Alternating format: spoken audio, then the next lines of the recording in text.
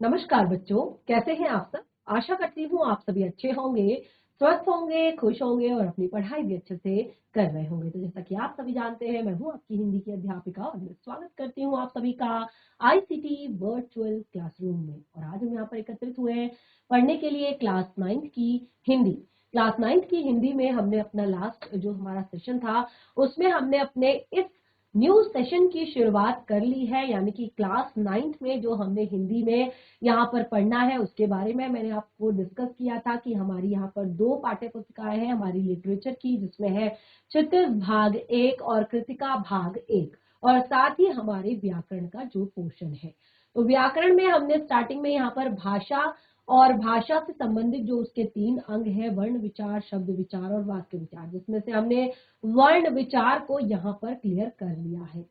बाकी के जो 2 पार्ट्स हैं, शब्द विचार और वाक्य विचार, हम उन्हें आगे डिस्कस करेंगे आपके व्याकरण के आगे जो सेशंस होंगे।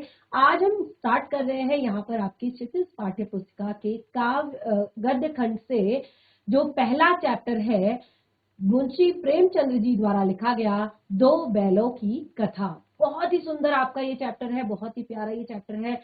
तो यहाँ पर केवल आज के दिन में हम रीडिंग पोर्शन करेंगे, यानी कि जो पार्ट हमारा है उसको एक बार रीड करेंगे। तो देखिए, हम यहाँ पर चैप्टर स्टार्ट करने से पहले मुंशी प्रेमचंद के जीवन परिचय को हम यहाँ पर पढ़ेंगे।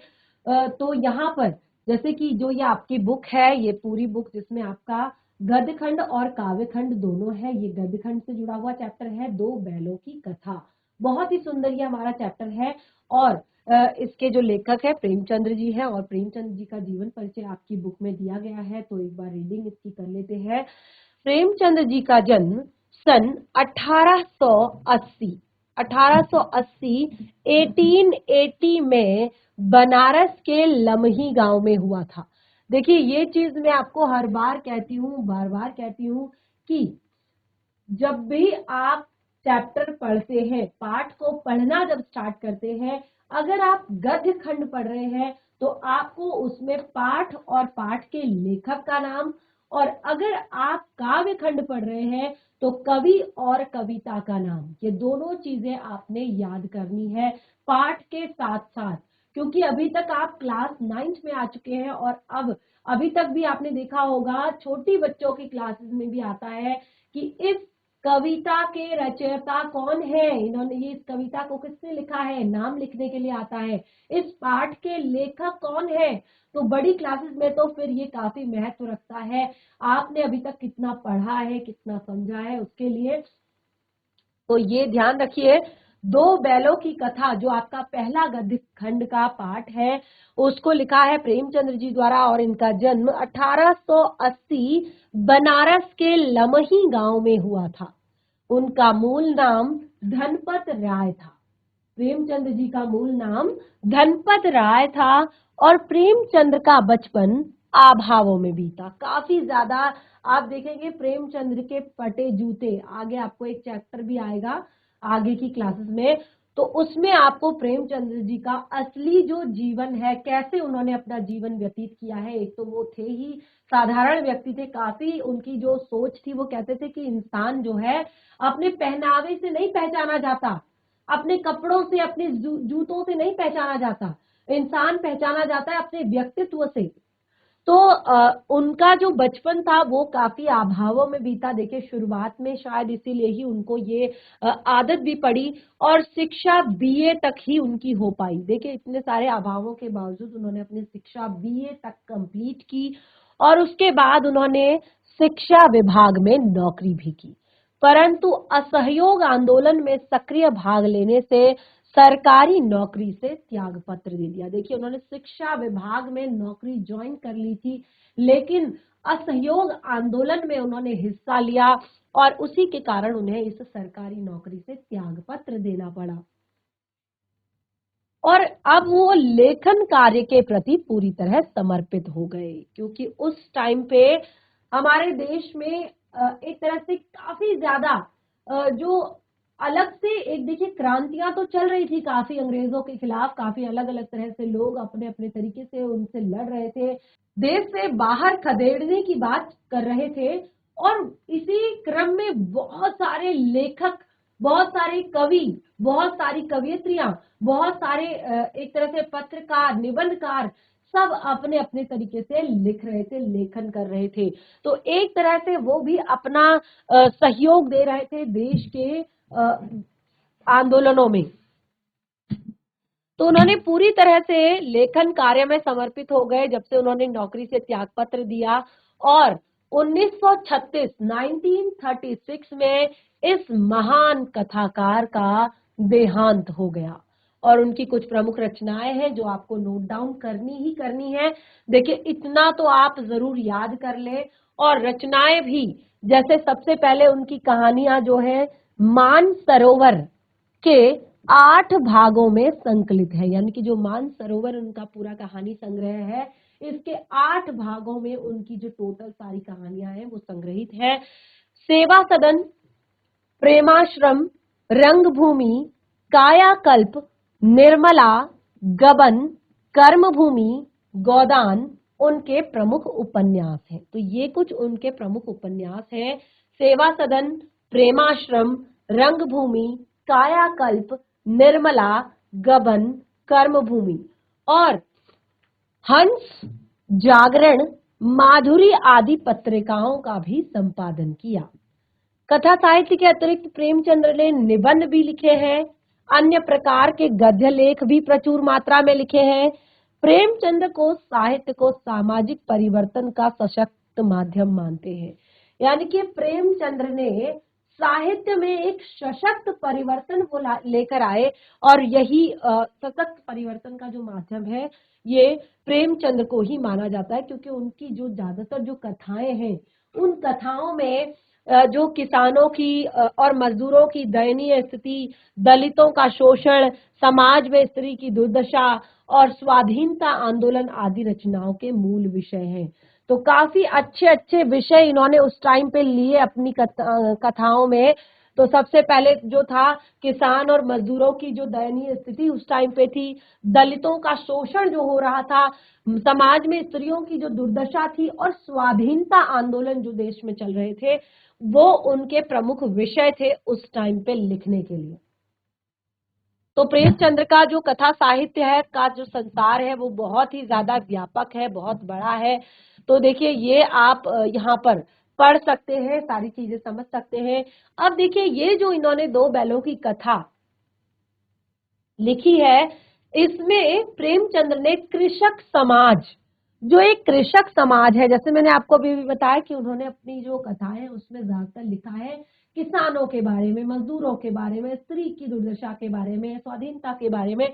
तो उसमें जो एक टॉपिक है किसानों के बारे में, तो कृषक समाज और पशुओं के भावनात्मक संबंध का वर्णन किया है। अब देखिए, जो कृषक समाज होता है उस टाइम पे इतनी सारी फैसिलिटीज नहीं थी एक किसान के पास कि वो ट्रैक्टर ले ले, ट्रैक्टर चलाए, उससे अपने खेत जोते। और उस टाइम पे किसान का अगर कोई सच्चा मित्र हुआ करता था तो वो थे उसके पशु, उसके जानवर। फिर चाहे वो बैल हो या गाय हो, क्योंकि जो बैल होते थे वो खेत जोतने का काम करते थे, गाय दूध देती थी, घर का पालन पोषण होता था। तो एक तरह से ये सारी चीजें एक तरह से जो पशु प्रेम था उस टाइम पे किसानों का पशुओं के साथ उनका जो भावनात्मक संबंध था, उनका वर्णन यहाँ पर किया गया है। और देखिए, यहाँ इस कथा में उन्होंने स्वतंत्रता के विषय में बताया है, क्योंकि देखिए उस टाइम पे जैसे मैंने आपको बताया कि हमारे देश में काफी स्वतंत्रता आंदोलन चल रहे थे, और मुंशी प्रेमचंद्र ने भी इसमें भाग लिया था। जो असहयोग आंदोलन था उसमें उन्होंने हिस्सा लिया था, और लेखन कार्य तो उन्होंने स्वाधीनता के ऊपर इतना ज्यादा किया। तो जिसमें देखिए, आप यहाँ पर देख सकते हैं, ये जो पूरी कथा है, ये कथा भी एक तरह से यही बताती है। तो ये जो कहानी है ये भी यही बताती है कि स्वतंत्रता इतनी सहज नहीं होती, यानी कि इतनी आसानी से नहीं मिल पाती है। उसके लिए हमें बहुत ज्यादा मेहनत करनी होती है, और काफी सारी चीजें खोनी भी पड़ती हैं। उस टाइम पे जो उन्होंने देखा था समाज में, उसी के आधार पर उन्होंने ये कथा लिखी हुई थी। और देखिए, उसके लिए हमें संघर्ष करना पड़ता है कई बार। इस प्रकार परोक्ष रूप से ये कहानी एक तरह से आजादी के आंदोलन की भावना से जुड़ी हुई है। जैसे मैंने आपको बताया कि उस टाइम पे वो स्वाधीनता आंदोलन से जुड़े हुए थे, असहयोग आंदोलन से जुड़े हुए थे। तो ये पूरी कहानी जो है उसी आजादी के आंदोलन की भावना से जुड़ी है। बहुत ही सुंदर है, बहुत ही प्यारी है। अगर आप एक बार रीडिंग करेंगे तो आपको बहुत ही इंटरेस्ट आएगा और काफी सारी चीजें यहाँ पर सीखने को मिलेंगी। और इस कहानी में प्रेमचंद ने पंचतंत्र और हितोपदेश की कथा परंपरा का उपयोग करके इसको विकसित किया है। तो चलिए स्टार्ट करते हैं एक बार, क्योंकि चैप्टर को रीड करना बहुत ज्यादा जरूरी होता है। हम चाहते तो इस पाठ का सार पढ़ सकते थे, इस पाठ का केवल सारांश यहाँ पर ले सकते थे, लेकिन क्योंकि अगर आपने चैप्टर बहुत अच्छे से पढ़ा है, चैप्टर को अगर आपने बहुत अच्छे से समझा है, तो आप कहीं से भी कोई भी प्रश्न आए एग्जाम में आप आसानी से उत्तर दे सकते हैं। और इससे क्या होगा, पाठ भी आप पूरी तरह से समझ पाएंगे। तो चलिए स्टार्ट करते हैं। दो बैलों की कथा। जानवरों में गधा सबसे बुद्धिमान समझा जाता है, बुद्धिहीन समझा जाता है। और जब भी हम किसी आदमी को परले दर्जे का बेवकूफ कहना चाहते हैं, ठीक है, जो एनिमल्स होते हैं, जानवर जो होते हैं, उनमें गधे को सबसे बेवकूफ समझा जाता है। और इसका एग्जाम्पल, इसका हम उदाहरण कैसे देते हैं कि अगर इंसानों में अगर किसी को बहुत ही परले दर्जे का बेवकूफ कहना है तो उसको कह देते हैं कि वो गधा है। ठीक है, तो गधा सचमुच बेवकूफ है या उसके सीधेपन, उसकी निरापद सहिष्णुता ने उसे पदवी दे दी है? अब देखिए, गधा क्या सचमुच इतना ज्यादा बेवकूफ है या सचमुच इतना ज्यादा सीधा, इतना ज्यादा एक तरह से गधा है कि उसके सीधेपन और जो निरापद उसकी सहिष्णुता ने उसको ये पदवी दे दी? ये कैसे हुआ? इसका निश्चय नहीं किया जा सकता, ये कंफर्म नहीं किया जा सकता, क्योंकि गाय भी सींग मारती है। ब्याई हुई गाय तो अनायास ही सिंहिनी का रूप धारण कर लेती है। देखिए, गायों के लिए भी कहा गया है कि वो भी सींग मारती है। ठीक है, और जो ब्याई हुई गाय होती है वो तो अनायास ही, यानी कि फालतू में ही सिंहिनी हो जाती है। और कुत्ता भी बहुत गरीब जानवर है, लेकिन कभी कभी उसे भी क्रोध आ ही जाता है। आपने देखा होगा, कुत्ते की भी कोई एक तरह से बहुत ज्यादा वैल्यू नहीं लोग करते हैं, जो एक तरह से रोड वाले होते हैं या फिर, लेकिन फिर भी आपने देखा है कि कभी कभी तो उसे भी गुस्सा आ जाता है, कभी कभी वो भी पीछे पड़ जाता है, कभी कभी वो भी भौंकने लगता है। किंतु गधे को कभी क्रोध करते नहीं सुना, ना देखा। जितना चाहो उस गरीब को मारो, जैसे चाहे खराब सड़ी हुई घास उसके सामने डाल दो, उसके चेहरे पर कभी असंतोष की छाया नहीं दिखाई देती। वैशाख में चाहे एक आध बार कुलेल कर लेता हो, पर हमने तो उसे कभी खुश होते नहीं देखा। यानी कि ऐसा नहीं है कि वो कभी खुश हुआ हो, कभी उसने भी चहलकदमी करी हो या कभी उसकी भी किसी ने रिस्पेक्ट करी हो। उसके चेहरे पर विषाद एक स्थायी रूप में छाया रहता है। सुख दुख, लाभ हानि, किसी भी दशा में उसे बदलते नहीं देखा, कभी भी उसे चेंज होते नहीं देखा है। सुख में बहुत ज्यादा खुश नहीं होता, दुख में कभी भी दुखी नहीं होता। किसी भी सिचुएशन में उसके चेहरे के जो एक्सप्रेशन है, जो भाव है, वो बदलते नहीं है, वो चेंज नहीं होते हैं। ऋषि मुनियों के जितने भी गुण हैं उसमें पराकाष्ठा को वो पहुंच गए हैं। यानी कि एक ऋषि, एक मुनि, क्योंकि ऋषि मुनियों के यही गुण होते हैं, उनके अंदर काफी ज्यादा बैलेंस हो जाता है, काफी स्टेबिलिटी हो जाती है हर चीज के लिए, कि उनको ना तो दुख दुखी करता है, ना सुख उन्हें सुख देता है, ना संसार की मोह माया उन्हें विचलित करती है, ना धूप गर्मी वर्षा उन्हें परेशान करती है। तो इसने तो इन सब से ऊपर ये पहुंच गई हैं चीजें, गधे के सामने तो इन सब से भी ऊपर पहुंच गई चीजें, यानी कि उसमें भी पराकाष्ठा को पहुंच गए हैं। पर आदमी उसे बेवकूफ कहता है, पर आदमी क्या कहता है? गधे को बेवकूफ कहता है। सद्गुणों का इतना आदर हमने कहीं नहीं देखा। लेखक कहते हैं कि सद्गुणों का आदर, इतना अनादर हमने कहीं नहीं देखा, कि कदाचित संसार सीधेपन के लिए उपयुक्त नहीं है। यानी कि सीधेपन के लिए शायद संसार उपयुक्त नहीं है। जो सीधा होगा, जो अपनी सीधी चाल चलेगा, जो अपने आप में मगन रहेगा, जो अपने आप में रहेगा, जो अपने काम करेगा, तो शायद ये सीधापन संसार के लिए इतना ज्यादा उपयुक्त नहीं है। देखिए ना, भारतवासियों ने अफ्रीका में क्या भारतवासियों की अफ्रीका में क्या दुर्दशा हो रही है। आप देखिए, ये उस समय की बातें लिखी गई है। तो वो कह रहे हैं कि देखिए भारतवासियों की, क्योंकि भारतवासी जो है बहुत सीधे साधे लोग हैं, बहुत सरल लोग हैं, तो भारतवासियों की अफ्रीका में क्या दुर्दशा हो रही है। क्यों अमेरिका में उन्हें घुसने नहीं दिया जाता। उस समय की बात की जा रही है कि अफ्रीका में उनकी क्या दुर्दशा है, अमेरिका में क्यों उन्हें घुसने नहीं दिया जाता। क्योंकि बेचारे शराब नहीं पीते, क्योंकि बेचारे शराब नहीं पीते, 4 पैसा अपने कुछ समय के लिए बचा कर रखते हैं। यानी कि अपने भले ही उनके पास कम पैसा हो, भले ही उनके पास ज्यादा पैसा हो, वो अपने कुछ समय के लिए यानी कि बुरे वक्त के लिए 4 पैसे बचाकर रखने पे समझदारी समझते हैं। वो अपने पैसों को उड़ाते नहीं है, अपने मेहनत की कमाई को बर्बाद नहीं करते हैं। वो सोचते हैं कि जीवन में सुख दुख तो लगा रहता है, लेकिन जब भगवान ने हमें काम करने के लिए दिया है तो हम क्यों ना अपने दुख की घड़ी को थोड़ा बेहतर बनाएं। तो जी तोड़कर मेहनत करते हैं, किसी से लड़ाई झगड़ा नहीं करते हैं, 4 बातें सुनकर भी गम खा जाते हैं। यानी कि अगर कोई रास्ते में चलता हुआ 4 बातें कह भी देता है तो गम खा जाते हैं, अपने अंदर उस दुख को समेट लेते हैं, अपने अंदर उस दुख को रख लेते हैं, लेकिन कभी भी पलटकर जवाब नहीं देते, झगड़ा नहीं करते, शराब नहीं पीते, गलत काम नहीं करते, फिर भी बदनाम है, फिर भी बदनाम है। कहा जाता है कि वे जीवन के आदर्श को नीचा करते हैं। यानी कि ये सब करके वो जीवन के आदर्शों को नीचा कर रहे हैं।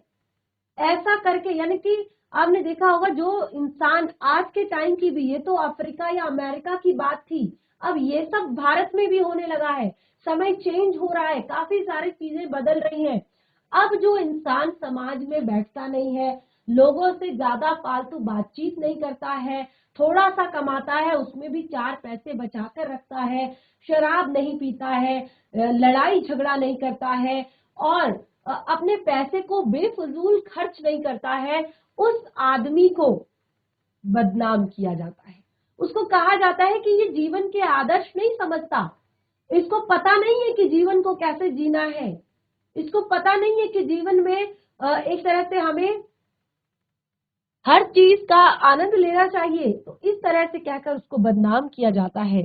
अगर वे भी ईंट का जवाब पत्थर से देना सीख जाते तो शायद सभ्य कहलाने लगते। तो यहाँ पर मुंशी प्रेमचंद्र जी कह रहे हैं कि अगर शायद वे भी ईंट का जवाब पत्थर से देना सीख जाते, यानी कि तूने मुझे 4 बातें कही तो ये ले 8 बातें, तूने मुझे अपशब्द कहे तो ये ले इनके बदले अपशब्द, या तूने मुझे धोखा दिया तो ये ले इसके बदले धोखा।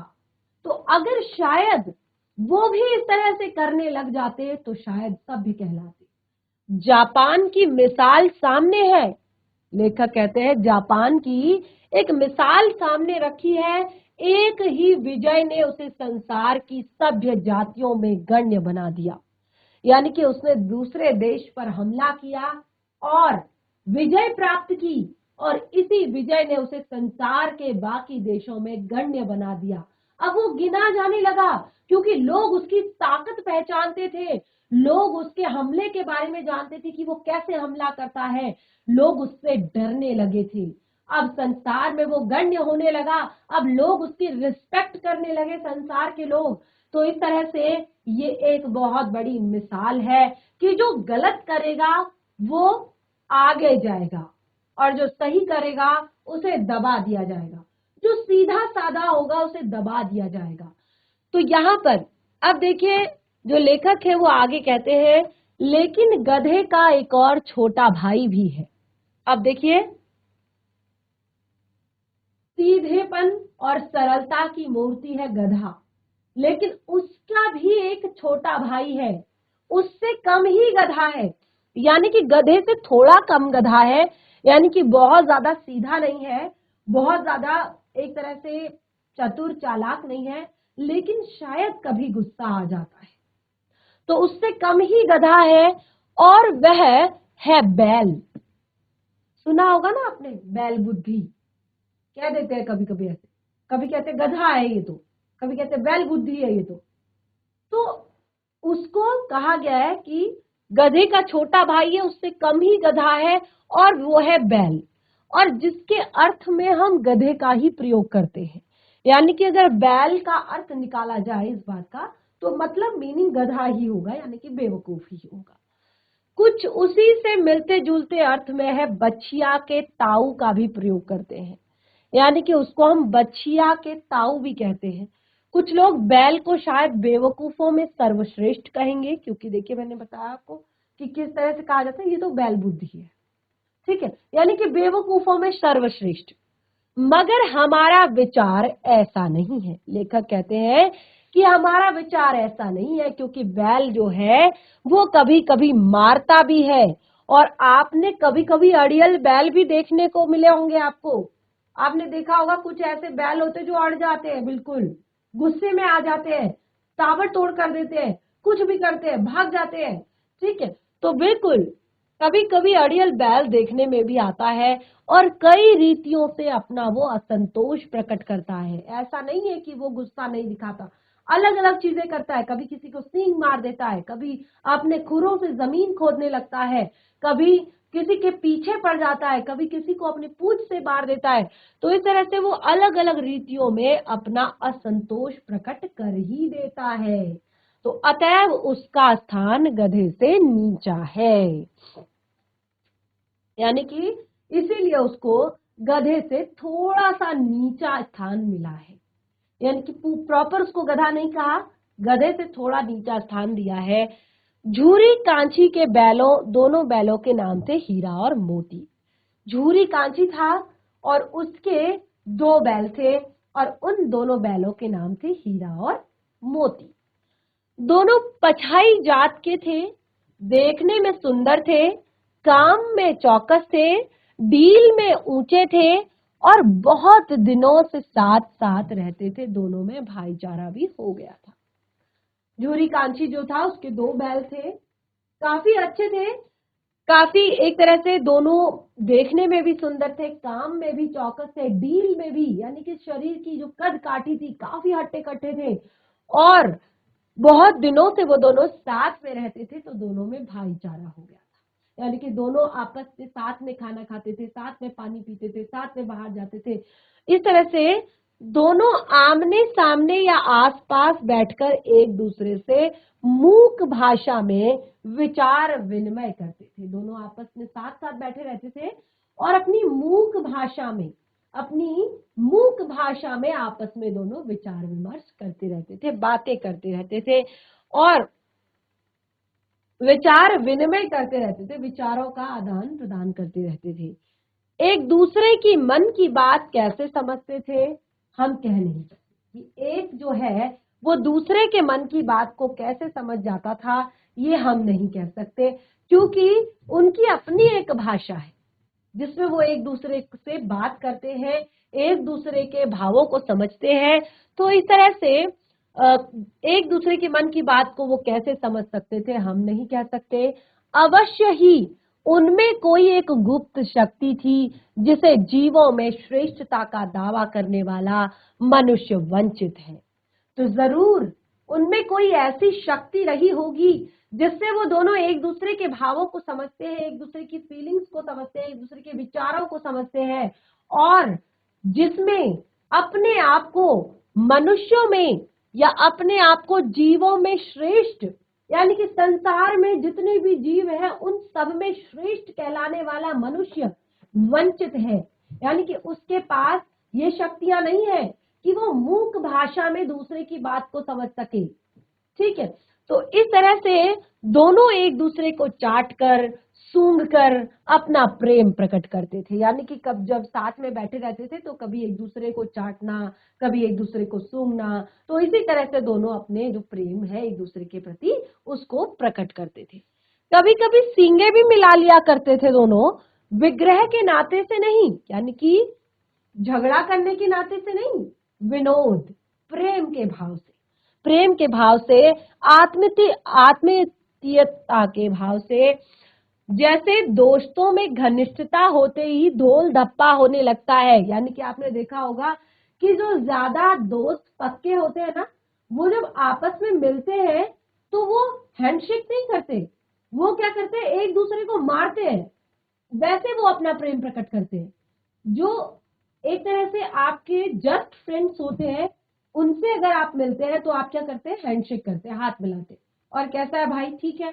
लेकिन जो बेस्ट फ्रेंड्स होते हैं वो क्या करते हैं, वो जब मिलेगा तो एक घूसा जरूर रखेगा आप पे।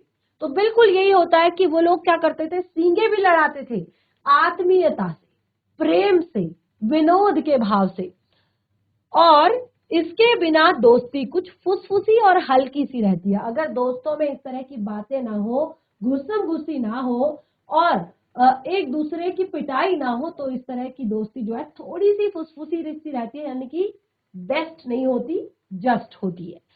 जिस पर ज्यादा विश्वास नहीं किया जा सकता, क्योंकि जस्ट फ्रेंड को आप अपनी हर चीज शेयर नहीं करते, हर बात आप शेयर करते हैं अपने बेस्ट फ्रेंड से। तो इस तरह से जिस वक्त ये दोनों हल या गाड़ी में जोत दिए जाते तो गर्दन हिला हिला कर चलते, उस वक्त हर एक की यही चेष्टा होती कि ज्यादा से ज्यादा बोझ मेरे कंधे पर रहे। यानी कि जब वो काम कर रहे होते, जब उनके ऊपर, जब वो हल चला रहे होते, जब उनके ऊपर बोझा होता, तो वो ऐसे ऐसे दोनों गर्दन हिलाकर एडजस्ट करते कि मेरे ऊपर ज्यादा बोझ होना चाहिए, मेरे फ्रेंड के ऊपर नहीं होना चाहिए। तो इस तरह से दोनों यही भाव रखते थे, तो दोनों के मन में दोनों के लिए समान भाव थे। तो इस तरह से देखिए काफी सुंदर सी ये कहानी है। और अभी तो केवल हमने इस कहानी को टच किया है, केवल छुआ है, आगे काफी सारी चीजें हैं। एक तरह से चैप्टर का इंट्रो यहाँ पर हो चुका है, पाठ का इंट्रोडक्शन यहाँ पर हो गया है। तो नेक्स्ट सेशन में अगर हम यहाँ पर पूरे सार को लेंगे पाठ के, तो आपको काफी सारी चीजें अच्छे से समझ आ जाएंगी। तो जितना भी आज पढ़ा है घर पर इसे रिवाइज कीजिए, हो सके तो पूरे पाठ को एक बार घर पर पढ़ लीजिए। नेक्स्ट सेशन में केवल सार यहाँ पर डिस्कस करेंगे, और साथ ही पाठ से जुड़े हुए प्रश्न उत्तर भी। तब तक के लिए धन्यवाद। आपका दिन शुभ।